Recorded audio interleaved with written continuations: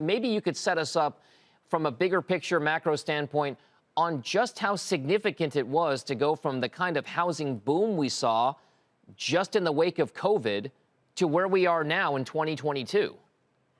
Yes, yeah, and great to be with you again, Dominic. It was quite a sizable change.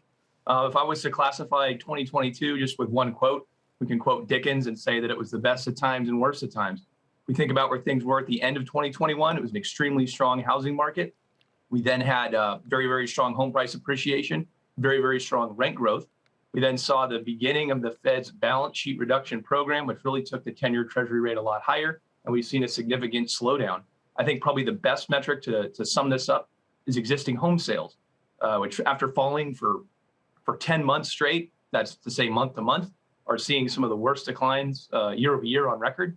And now at about 4.09 million, we're looking at a level that is corresponding to 2010, 2011.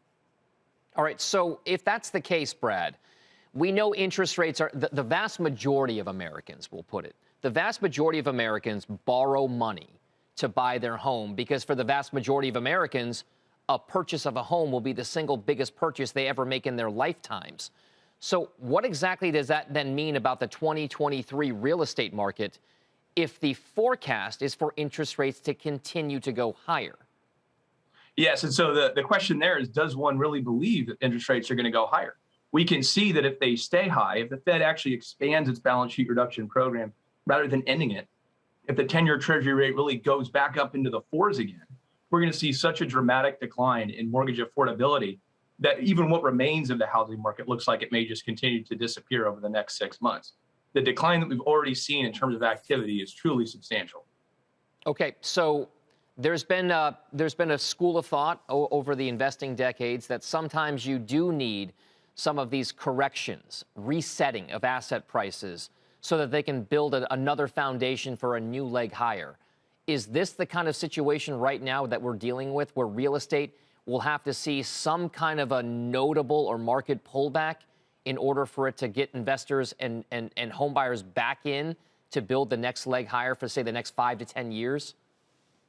I would say yes, or what we need to see is a return of more accommodative credit conditions, or we need to see something like a substantial increase in savings rates, right? When we have really low rates like we did in 2020 and 2021, that's the real reason that we saw such strong home price appreciation.